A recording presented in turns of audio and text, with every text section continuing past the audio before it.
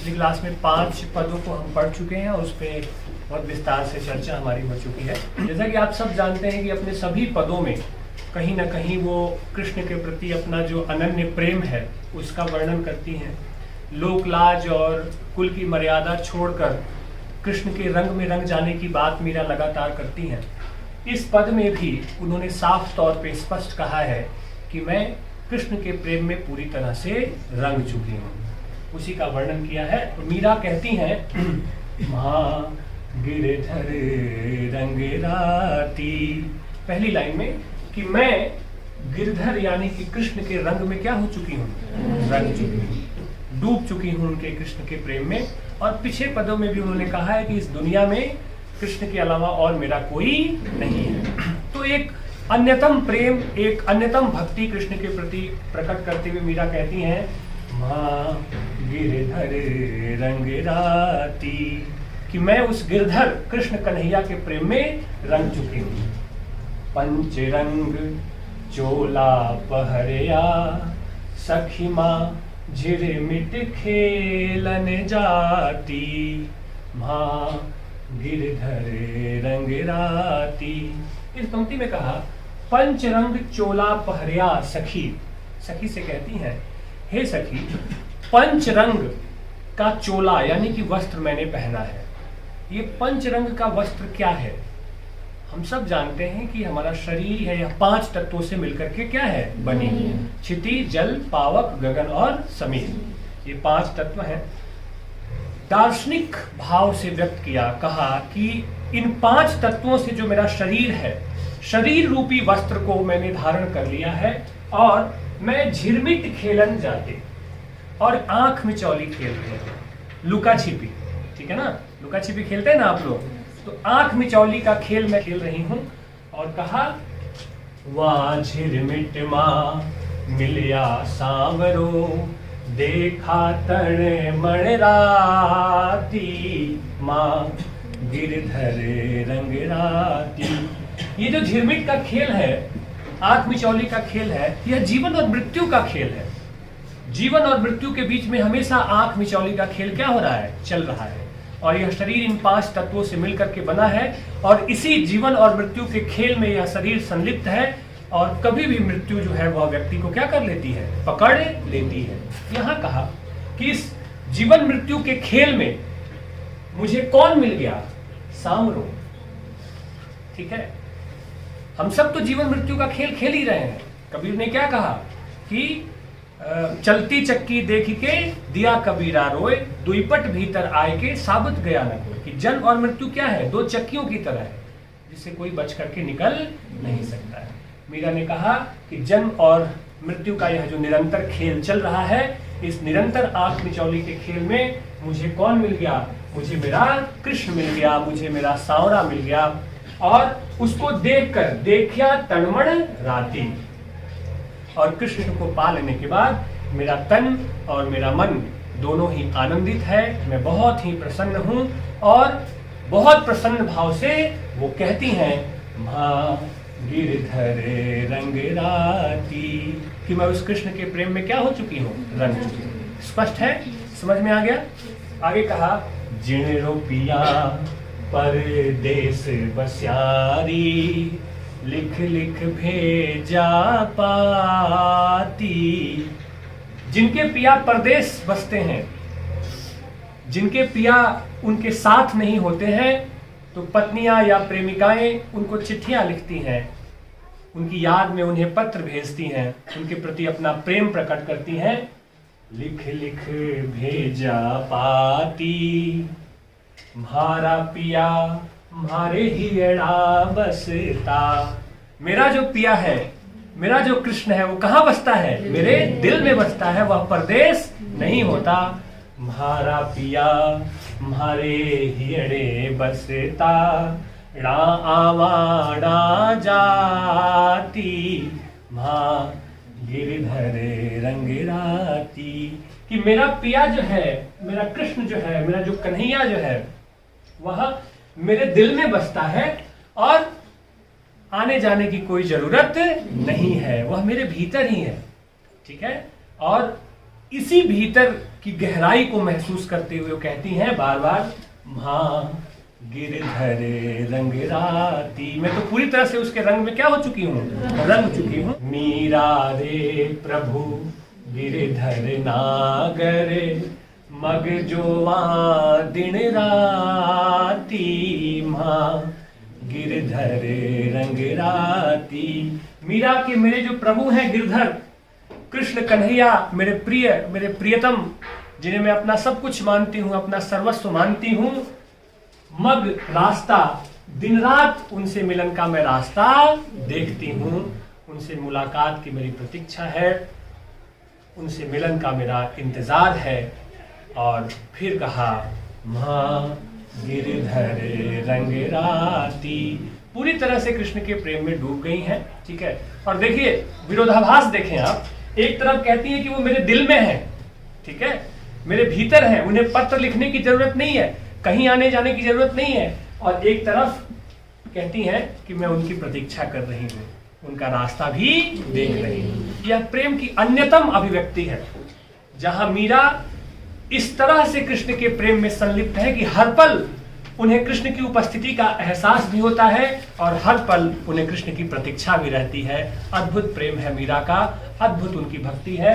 उसी भक्ति भावना का वर्णन इस पूरे पद में किया गया है। स्पष्ट है बच्चे? प्रसाद गुण विद्यमान है इसमें, ठीक है। और राजस्थानी मिश्रित माधुर्य ब्रज भाषा का प्रयोग किया गया है, ठीक है।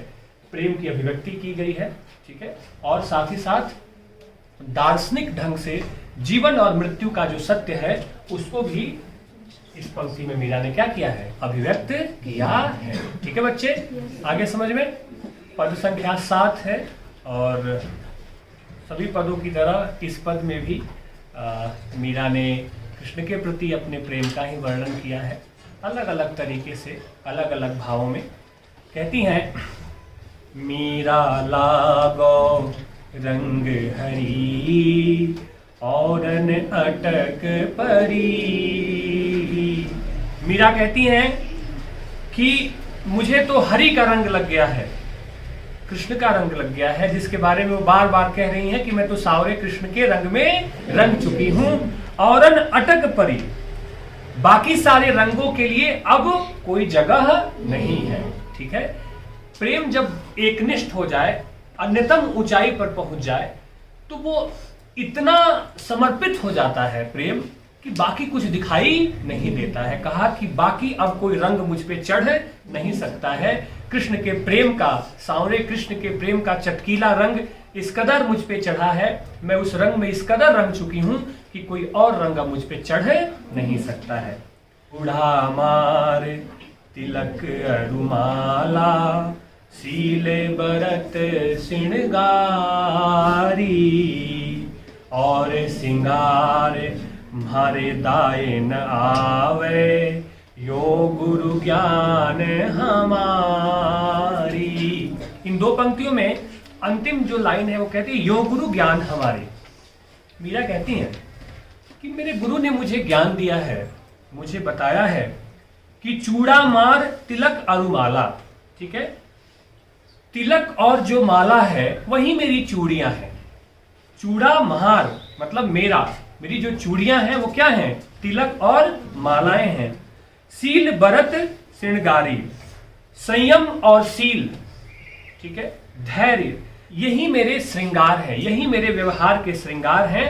और श्रृंगार मारे दाए न आवे, बाकी सारे श्रृंगार मुझे रुचते नहीं हैं, बाकी सारे श्रृंगार मुझे भाते नहीं हैं, और बाकी सारे श्रृंगारों में मेरी कोई दिलचस्पी भी नहीं है। यो गुरु ज्ञान हमारे, यह मेरे गुरु का भी ज्ञान है कि तुम्हारे जो श्रृंगार है वह तिलक और मालाएं हैं, सील और संयम है, बाकी किसी प्रकार के श्रृंगार की तुम्हें आवश्यकता नहीं है। यह मेरे गुरु का भी ज्ञान है और यह मीरा स्वयं भी महसूस करती है। स्पष्ट है? आगे समझ में, आगे बढ़े। कोई निंदो कोई बिंदो मैं, तो गुण गोविंद गास्याम। कोई मेरी निंदा करे, मेरे बारे में कुछ भी कहे, मुझे इस बात से कोई फर्क नहीं पड़ता है। मैं तो हमेशा अपने कृष्ण सांवरे कृष्ण गोविंद का गुणगान करती रहूंगी। जिण मार्ग म्हारा साध पधारे, उड़े मार्ग महि जास्या। जिन रास्तों से साधु भक्त गुजरे हैं, मैं उन्हीं रास्तों का अनुसरण करूंगी। मैं भक्ति के रास्ते पे जाऊंगी, मैं उसी प्रेम के रास्ते पे जाऊंगी जिस प्रेम के रास्ते पे भक्त निकले हैं, जिस प्रेम के रास्ते पे संत निकले हैं, उसी मार्ग पे मैं जाऊंगी। मैं किसी और मार्ग को अब चुनने वाली नहीं हूं, ना ही मुझे कोई और इस प्रेम और भक्ति के मार्ग के अलावा मेरे जीवन में और कोई मार्ग भी नहीं है। चोरी न करस्या जीव न सतास्या, कोई कर सीम्हारो कोई। चोरी करती नहीं हूं, चोरी करूंगी नहीं, किसी जीव को मारती नहीं हूं, सताती नहीं हूं। जीव को सताना मेरा काम नहीं है। जिसको जो करना है वो कर ले, मुझे किसी से कोई भय नहीं है, किसी से कोई डर नहीं है। और अंत में कहा, गज से उतर के घर नहीं चढ़स्या, ये तो बात न होई। मीरा ने कहा कि क्या कोई व्यक्ति हाथी से उतरकर गधे पे चढ़ता है क्या? नहीं चढ़ता है ना। तो जो यातनाएं उनको दी जा रही हैं, जो कष्ट उनके रास्ते में लाए जा रहे हैं, क्यों? क्योंकि वह कुल घर सब कुछ छोड़ करके कृष्ण के प्रेम में लीन हो गई हैं, भक्ति के मार्ग पे चल पड़ी हैं। तो अगर कोई उन्हें उस भक्ति के मार्ग से हटाकर वापस इस सांसारिक जीवन में लाना चाहता है तो ये होने वाला नहीं है। ठीक वैसे ही जैसे कोई व्यक्ति हाथी की सवारी कर रहा हो और उसको कहा जाए कि हाथी की सवारी छोड़कर तुम क्या करो, गधे पे बैठ जाओ, तो वह बैठना स्वीकार नहीं करेगा। मैं भी भक्ति के इस मार्ग को छोड़कर, प्रेम के इस मार्ग को छोड़कर इस संसार के बंधन में आना कभी भी पसंद नहीं करूंगा। स्पष्ट है? आ गया समझ में? अगला पद है पद 8। मीरा मगन भई हरि के गुण गाए। कृष्ण के प्रेम में मगन होकर कैसे मीरा हरि के गुण गा रही हैं, और उनका यह हरि का गुणगान करना उनके परिवार और कुल के लोगों को पसंद नहीं है। तो उनके सामने तरह तरह की यातनाएं प्रस्तुत की जा रही हैं, तरह तरह की समस्याएं प्रस्तुत की जा रही हैं, और कृष्ण की कृपा से, कृष्ण के प्रेम से वो सारी समस्याएं स्वतः क्या हो जा रही हैं? समाप्त हो जा रही हैं। इसी का वर्णन इस पद में मीरा ने किया है। मीरा मगन भई हरि के गुण गाए।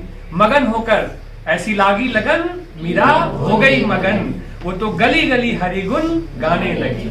मगन होकर वह गली गली में घर से निकल जाती है, हरि के गुण गाती है। और क्या होता है आगे? सांप पिटारा राणा भेजो, मीरा हाथ दियो जाए। मीरा मगन भई हरि के गुण गाए। कि राणा ने सांप का पिटारा भेजा कि वो सांप डस ले और ये मीरा समाप्त हो जाए। सेवक ने जब वो सांप का पिटारा पकड़ा दिया मीरा को, मीरा ने रख लिया। और देखो फिर क्या होता है, नहाए धोए जब देखण लागी, साली गराम गई पाय। नहा धोकर स्नान करके मीरा ने जब उस पिटारे को खोला कि देखा इसमें क्या है, तो शालिग्राम का सुंदर पत्थर वह बन चुका था। वह सांप, उसमें सांप नहीं था, शालिग्राम पत्थर था। शालिग्राम पत्थर चमकीले सुंदर सुंदर पत्थर होते हैं जिन्हें मंदिरों में आप देख सकते हैं, उनकी हम पूजा करते हैं, उनकी हम आराधना करते हैं। ठीक है, तो कृष्ण की कृपा से, कृष्ण के प्रेम से वह जो सांप का पिटारा था, वह सांप का पिटारा भी किसमें बदल गया? शालिग्राम पत्थर में बदल गया। स्पष्ट है? आगे कहा, जहर का प्याला राणा भेजा, अमृत दिन बनाए। कि राणा ने जहर का प्याला भेजा कि उसको जहर दे दो, जहर पीकर समाप्त हो जाए उसके जीवन की लीला, क्योंकि उसने हमारे कुल और मर्यादा को क्या किया है? नष्ट कर दिया है। क्यों नष्ट कर दिया है? कि उस मध्यकालीन जो समाज था, उस समाज में स्त्री को यह माना जाता था कि पति के मर जाने के बाद वह विधवा होकर के जीवन बिताए या तो फिर वह सती हो जाए। लेकिन मीरा ऐसा नहीं करती हैं, वह कृष्ण को अपना पति मानती हैं, कृष्ण के प्रेम में रंग जाती हैं, गली गली घूमने लगती हैं, कृष्ण की भक्ति करने लगती हैं, संतों के साथ उठने लगती हैं, बैठने लगती हैं। और यह बात राज परिवार को पसंद नहीं है। राज परिवार उनके लिए जहर का प्याला भेजता है, लेकिन जब वह प्याला मीरा लेती हैं तो कृष्ण की कृपा से वह जहर का प्याला भी किसमें बदल जाता है? अमृत में बदल जाता है। हाथ धोए जब पीवण लागी, हो गई अमर अचाय। कि हाथ पैर धोकर जब उस जहर के प्याले को पिया तो जहर का प्याला न रहा, कृष्ण ने उसे अमृत बना दिया था। और मीरा को ऐसा लगा कि उसने जहर नहीं अमृत का पान किया है। वाह रे कृष्ण की महिमा, वाह रे मीरा का प्रेम। प्रेम एक गहरा विश्वास है। उस विश्वास का प्रतिफलन, उस विश्वास की प्रस्तुति इस पद में मीरा कर रही हैं कि इतना गहरा विश्वास था उनके अपने कृष्ण कन्हैया के प्रति कि उन्हें पता था कि उनका कोई बाल बांका कर नहीं सकता है। आगे देखें क्या क्या यातनाएं उनको दी जा रही है। सूल सेज राणा ने भेजी, दीजो मीरा सुलाए। साझे भई मीरा सोवड़ लागी, मानो फूल बिछाए। मीरा मगन भई हरि के गुण गाए। बहुत अच्छी पंक्ति है और समझ में आ गया होगा आपको कि राणा ने क्या किया। कांटों भरा सेज मीरा को सोने के लिए भेजा कि मीरा इस सेज पे सोएगी। शाम होती है और मीरा जब उस सेज पे सोने जाती है तो वो जो शूल थे, वो जो कांटे थे, वो कांटे कांटे न रहे, वह फूल में बदल गए थे। वाह रे कृष्ण की कृपा और वाह रे मीरा का विश्वास। यह मीरा के विश्वास की जीत है, कृष्ण के प्रति उनके अन्यतम श्रद्धा की जीत है कि कृष्ण के रहते, उसके प्रेम के रहते मेरा कोई बाल बांका नहीं कर सकता। और कृष्ण की महिमा ऐसी रही है, जिसने जब भी पुकारा आ गए। चीरहरण हो रहा है द्रौपदी का सभा में, पूरे भरे दरबार में सब बैठे हुए हैं और सब दर्शक बने हुए हैं। एक एक करके वो सबको पुकारती जा रही है। याद है ना महाभारत का वह दृश्य। और अंत में द्रौपदी को लगता है कि अब मेरा कोई सहारा नहीं है। वह कृष्ण को याद करती है और कृष्ण प्रकट होते हैं। और आप सब जानते हैं कि उसके बाद क्या हो गया, क्या हुआ। साड़ी खींचते खींचते क्या हो गया, कौन, दुशासन। साड़ी खींचते खींचते क्या हो गया, बेहोश होकर गिर पड़ा। लेकिन द्रौपदी की साड़ी खत्म नहीं हुई। यह द्रौपदी के विश्वास की जीत थी और यहाँ मीरा के विश्वास की जीत कि जितनी भी यातनाएं दे दो मुझे कुछ भी हो नहीं सकता। जिसे हम विश्वास कहते हैं, किसी दूसरे पे किया गया विश्वास कहते हैं, दरअसल सबसे पहले वह खुद के ऊपर किया गया बहुत विश्वास होता है। जब अपने आप पे आप खुद विश्वास बहुत करते हैं कि मैं इस पे विश्वास कर सकता हूं या कर सकती हूं, तब दूसरे पर विश्वास करने की प्रक्रिया का आरंभ होता है। मीरा को स्वयं पे भी बहुत विश्वास था, अपने प्रेम पे बहुत विश्वास था और कृष्ण के ऊपर बहुत विश्वास था, इसलिए उनका कोई बाल बांका नहीं कर पाता है। मीरा के प्रभु सदा सहाई, राखे बिघन हटाई। कि मीरा के प्रभु तो सदा सर्वदा उनके ऊपर सहायक होते हैं, उनकी रक्षा करते हैं और सभी प्रकार के विघ्नों बाधाओं को क्या कर देते हैं, हटा देते हैं। मेरे कृष्ण, मेरे छलिया, मेरे माखन चोर, आपकी लीला अपरंपार है। और क्या कहें कि मीरा का व्यक्तित्व देखिए कृष्ण के प्रति, ठीक है ना, कि किस तरह से वह सब कुछ छोड़कर उस कृष्ण के प्रति उस कृष्ण के प्रेम के रंग में रंग चुकी हैं और पूरी दुनिया को भुला दिया है और इस विश्वास के साथ भुला दिया है कि जब तक कृष्ण है मेरा कोई बाल बांका नहीं कर सकता है। भजन भाव में मस्त डोलती, गिरधर पर बलि जाए। मीरा मगन भई हरि के गुण गाए। कहा भजन भाव में मस्त डोलती, गिरधर पर बलि जाए। कि मस्ती में, कृष्ण की भक्ति में डूबी हुई मीरा को देख करके यह लगता है, वो कहती भी हैं कि वह बलि बलि जाओ, अपना सर्वस्व न्यौछावर कर रही है कृष्ण के ऊपर।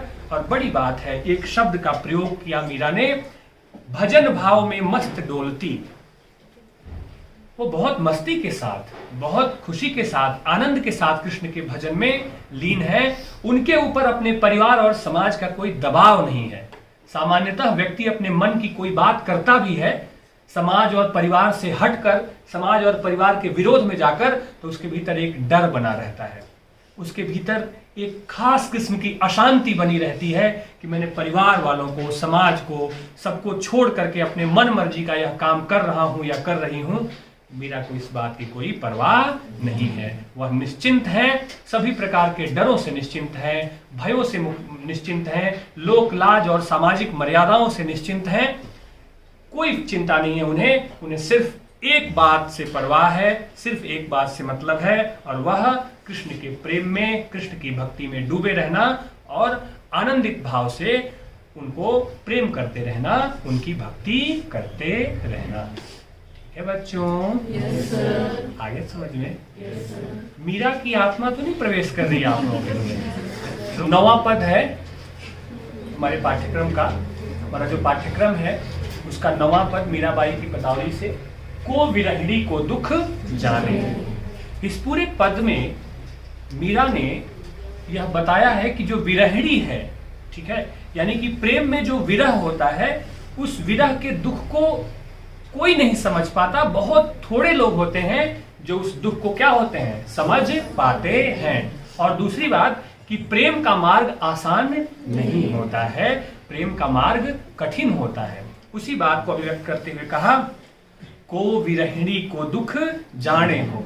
इस विरहिणी, इस प्रेम में की विरही जो है, उसके दुख को कोई समझ नहीं पाता है, जान नहीं पाता है। जाघट विरहा सोई लखी है, कै कोई हरि जन माने हो, को विरहिणी को दुख जाने हो। जाघट विरहा सोई लखी है, या तो इस दुख को कोई विरही व्यक्ति समझ सकता है जिसने स्वयं प्रेम में विरह को क्या किया है, झेला है। प्रेम में विरह के दुख को जिसने महसूस किया है, वह एक तो वह इस विरह को समझ पाएगा, और दूसरा कोई हरिजन माने। हरिजन मतलब भक्त, परमात्मा का व्यक्ति या तो भक्त इस बात को समझ पाएगा। तात्पर्य यह है कि प्रेम का मार्ग, भक्ति का मार्ग आसान नहीं होता है। उस प्रेम के मार्ग पे चलने के लिए, उस भक्ति के मार्ग पे चलने के लिए बहुत कुछ छोड़ना पड़ता है, बहुत कुछ गंवाना पड़ता है। और इसके बाद भी जिस प्रियतम, जिस परमात्मा के लिए भक्त सब कुछ छोड़ करके चलता है, उस परमात्मा को भी पाना बहुत आसान नहीं होता है। इसलिए कहती हैं कि इस विरहिणी के दुख को कोई कोई ही समझ पाता है। आगे कहा, रोगी अंतर वैद बसत है, वैद ही ओखद जाने हो। कि रोगी के अंदर ही वैद बसता है, ठीक है। मन अशांत हो रहा है, आपका मन दुखी हो रहा है, और फिर वही मन कह रहा है कि कोई बात नहीं, सब ठीक हो जाएगा। आई बात समझ में कि नहीं? होता है नहीं? आप स्वयं परेशान होते हैं और स्वयं को भी क्या करते हैं, समझाते भी हैं। तो दुख और उसकी समस्या का समाधान दोनों हमारे भीतर ही होता है। वैद्य ही ओखड़ जाने हो। और कहा कि मेरे हृदय में मेरा जो दुख है, उस दुख का निवारण करने वाला वैद्य भी रहता है। कौन रहता है हृदय में? कृष्ण रहते हैं। दुख तो भीतर हो रहा है ना, उनसे मिलन की प्रतीक्षा है, मिलना नहीं हो पा रहा है, तो दुख भी भीतर है, और जिससे मिलना है उसकी छवि भी क्या है, भीतर है, उसकी याद भी भीतर है। तो रोग भी भीतर है और वैद्य भी भीतर है। वैद्य कौन? यानी कि कृष्ण, ठीक है ना। तो दोनों उनके भीतर है, और मेरे हृदय में ही मेरे रोगों का उपचार करने वाला, मेरे दुख को दूर करने वाला, इस विरह को हरने वाला बैठा हुआ है। और वह कौन है? कृष्ण है। विरह करद उरी अंतर माही, हरि बिन सब सुख काणे हो, को विरहिणी को दुख जाने हो। करद कहते हैं कटार को, छुरी को। तो विरह की जो छुरी है, ठीक है ना, अलगाव की जो छुरी है, जो कटार है, वह मेरे भीतर ही है, वह मेरे भीतर वह छुरी बसी हुई है। हरिबिण सब सुख काणे हो। काणे कहते हैं अधूरा होना, ठीक है ना, कि मेरे भीतर जो एक अधूरापन है वह इसलिए है कि मुझे ऐसा लगता है कि भगवान कृष्ण के बिना सारे सुख क्या हैं, व्यर्थ हैं, सारे सुख बेकार हैं, उनका कोई मतलब नहीं है। उदाहरण दिया, दुग्धा आरण फिरे दुखारी, सूरत बसी सुत माने हो, को विरहिणी को दुख जाने हो। उदाहरण दिया कि जैसे कोई गाय जंगल में भटक रही है और दूध उतर आया है उसकी थान में, वह अपने बच्चे को क्या करना चाहती है, दूध पिलाना चाहती है। तो है तो वह जंगल में, लेकिन उसकी आंखों में उसके बच्चे की सूरत क्या है, बसी हुई है। वह हर पल हर क्षण अपने बच्चे को क्या कर रही है, याद कर रही है। ठीक है, ठीक वैसे ही मैं भी हर पल हर क्षण बेचैन होकर अपने कृष्ण को क्या कर रही हूँ, याद कर रही हूँ। गाय जंगल में भटकते हुए बार बार उसको यही ध्यान आता है कि कब मैं अपने बच्चे के पास जाऊं और उसे दूध पिला दूं। ठीक वैसे ही मीरा को लग रहा है कि कब कृष्ण मिले और उनके प्रति अपने प्रेम को क्या कर सके, वो प्रकट कर सके। चात्रक स्वाति बूंद मन माही, ओल उकलाणे हो। एक और दृष्टांत प्रस्तुत किया, एक और संदर्भ दिया कि चातक नाम का एक छोटा पक्षी होता है। वह पक्षी जब भी पीता है तो स्वाति नक्षत्र में जब बारिश होती है उसी बारिश का पानी वह पीता है। इसके अलावा वह किसी नदी, नाले या झील का पानी नहीं पीता है। पहली बूंद जब स्वाति नक्षत्र की आती है तो उसे वह पीकर तृप्त होता है। इसके बगैर चाहे वह मर जाए तो मर जाए, लेकिन कहीं और पानी वह नहीं पीता है। मीरा कहती हैं कि मैं कृष्ण के लिए उस चातक की तरह हूं कि कृष्ण के प्रेम से ही मैं तृप्त हो सकती हूं, बाकी मैं मर जाऊं तो मर जाऊं, कृष्ण के प्रेम के बिना मेरा कोई गुजारा नहीं है। सब जग कूड़ो कंटक दुनिया, दरघ न कोई पिछाड़े हो। और कहा ये पूरा जो जग है, संसार है, कूड़ा है, कचरा है और कंटक कांटों की तरह है, कांटों भरा यह संसार है और दर्ग न कोई पिछाड़े हो। यहाँ दुखिया का, भक्त का, प्रेमी का दुख कोई पहचानता नहीं है। मीरा के पति रमैया, दूजो नहीं कोई छाड़े हो, को विरहिणी को दुख जाने हो। अंत में कहा मीरा के पति वही कृष्ण है, रमैया है, और यह बात किसी से छिपी नहीं है। मैं उनको अपना सब कुछ मानती हूँ, वो मेरे सर्वस्व है और यह बात किसी से छुपी नहीं है। वह पहले भी कह चुकी हैं कि डंके की चोट पे मैं इस बात को स्वीकार करती हूँ कि कृष्ण ही मेरे सब कुछ है और उनके प्रति अपना जो प्रेम है उसको अभिव्यक्त करती है। स्पष्ट है? आगे समझ में? अब अंतिम पद, मीराबाई की पदावली का अंतिम पद जो हमारे पाठ्यक्रम में शामिल है। और अंतिम पद में मीरा ने यह बताया है कि प्रभु से मिलना मुश्किल क्यों है। प्रभु को हम तभी पा सकते हैं जब उनके प्रति हमारे मन में प्रेम हो, उनके प्रति हमारी भक्ति हो। लेकिन मनुष्य क्या है, हमेशा अपने स्वयं के सांसारिक कार्यकलापों में क्या होता है, लगा रहता है। इसलिए उसे प्रभु की चिंता नहीं होती है और प्रभु से मिल पाना भी मुश्किल हो पाता है। उन्होंने कहा प्रभु सो मिलन कैसे होए, प्रभु से मिलना कैसे संभव हो सकेगा, प्रश्न किया और उत्तर भी दिया कि 5 पहर धंधे में बीते, 3 पहर रहे सोए। 8 पहर होते हैं पूरे, ठीक है ना। तो उसमें 5 पहर तो व्यक्ति, मनुष्य क्या करता है, काम करता रहता है, अलग अलग तरह के काम करते हैं जीवन यापन के लिए। कोई कुछ कर रहा है, कोई कुछ कर रहा है। 3 पहर रहे सोए, बच गए जो 3 पहर। उस 3 पहर में 3 पहर को मनुष्य क्या करता है, सो करके बिता देता है। और कहा मानस जन्म अमोलक पायो, सोते डारियो सो। और उलाहना दी, एक तरह से तंज कसा कि मनुष्य का यह जो जीवन है अनमोल जीवन है। यह अनमोल जीवन परमात्मा को प्रेम करने के लिए है, जीवन जगत के सार को जानने और समझने के लिए है। लेकिन हाय रे मनुष्य, तुम यह पूरा जीवन क्या करते हो, सोए हुए बिता देते हो। सोए हुए बिताना मतलब होश ही नहीं है तुम्हें, बेहोशी में जीवन जीते हो, क्या करना है क्या नहीं करना है इस पे कम सोचते हुए तुम दिन रात सांसारिक जो क्रियाकलाप है उसी में लीन रहते हो, 5 पहर धंधे करते हो और 3 पहर सो जाते हो। कहने का मतलब कि 8 पहर सोए रहते हो। और कहा मीरा के प्रभु गिरधर भजियो होगी होए से होए। और मीरा को देख करके कहती है कि कोई बात नहीं, दुनिया जो करती है वो करे, मुझे क्या लेना देना, मेरे तो जो प्रभु हैं गिरधर भगवान कृष्ण, मैं उनका भजन करती रहूंगी, उनका कीर्तन करती रहूंगी, उनके प्रति अपनी भक्ति प्रकट करती रहूंगी, जो होना है सो हो, मुझे इस बात की कोई चिंता नहीं है। ये इस पद में उन्होंने कहा है। स्पष्ट है? तो 5 पद पिछली क्लास में और 5 पद इस क्लास में। तो मीराबाई की जो पदावली है उसे हमने समाप्त कर दिया है।